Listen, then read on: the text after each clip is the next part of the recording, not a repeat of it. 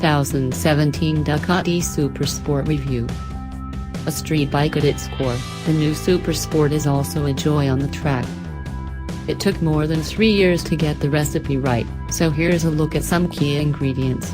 The heart of this sexy beast is a slightly revised version of the 937cc testosterone 11-degree engine found in the hypermotard. The 113 horsepower mill is proven, and it has great low-end to mid-range power. The trellis frame found on the Monster 1200 has been paired with a new single-sided swing arm designed specifically for SuperSport. The dash is a nifty multicolor unit that provides all the necessary info to help manage your ride. And all the controls are nice and tidy. On the track, the SuperSport S is a whole lot of fun. Although it is intended to be a street bike first and foremost, it sure makes its way around a road course better than I anticipated. The engine scoots you down the tarmac at a decent clip, but I'm not going to sugarcoat the fact that it's not super fast. Still, it makes plenty of usable power in the mid-range, and really comes on strong around 5,000 to 6,000 revolutions per minute. Ducati claims it makes 71 pounds-to-foot at 6,500 revolutions per minute, and I'd have to agree that's the sweet spot. The only place I really felt it needed more motor was on the long straightaway though. Otherwise, it offered plenty of go while I was connecting the 18 turns at Montevunco with a big cheese-eating grin on my face.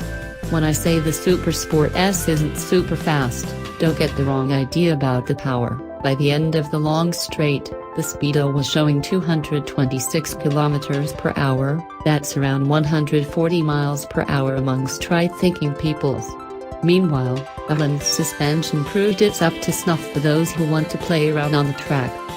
The bike felt well balanced both on the brakes and on the gas, without any unwanted dive or squatting. Ducati's tech said these bikes well sorted, and it showed.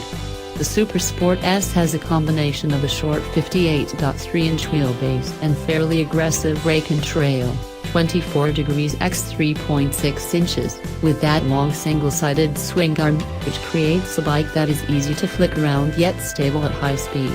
Crank it into a turn and there's no wallow, nothing weird, just the precise cornering prowess you'd expect from a Ducati sport bike.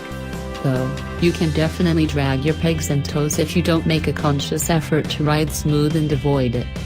The brakes are real good on the track, and more than you'd ever need on the street. These aren't the top-shelf Brembo units, but still perfectly capable for this bike and its performance target. You'd have to be much faster than me to find fault in these babies. There's a pair of radial mount monoblock Brembo M432 calipers gripping a pair of 320mm rotors with steel braided lines connecting them to the lever. Plus, Bosch ABS is standard on both models. Again, you have to be real good to outride this hardware. Ducati says it intends for the SuperSport to be ridden long distances on possibly poor pavement, so it is sprung a little soft. That allows it to soak up imperfect pavement, like the probably not paved since Franco stuff we found while navigating old village roads. After a few hours in the saddle, on both the track and street, I was impressed with how comfortable this bike was. Not just in regards to the seat, but also the suspension and ergonomics.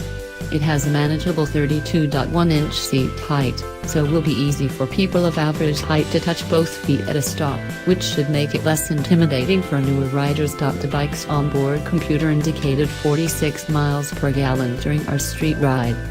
If that was accurate, you can expect a 190-mile range from its 4.2-gallon fuel tank if you're riding like you stole it. Ride it like you want to keep your license and you'll squeeze in a few more miles. It's a respectable distance considering you're dealing with a high-performance twin. Anyway, allegedly the SuperSport was built with the idea that you might want to travel with a passenger. So, at one point I convinced another journalist to hop on the back for a few blasts up and down the road to see how it handled the extra weight. Hey, who wouldn't want to cozy up with Ed? With two guys weighing in at 180 pounds each, we had the poor thing dragging both the pegs and the underbelly catalyst thing when we went hard into turns. The specs show 5i. The Ducati SuperSport is available with any of 3 specific packs that help tailor the motorcycle to suit your particular needs. This setup is the touring pack, which includes the semi-rigid side cases, slip-on exhaust and a dollar windscreen. The panniers look nice in person, although they were a little small. Storage capacity on each bag is 22 liters. The Ducati SuperSport is shown here with the Sport Pack.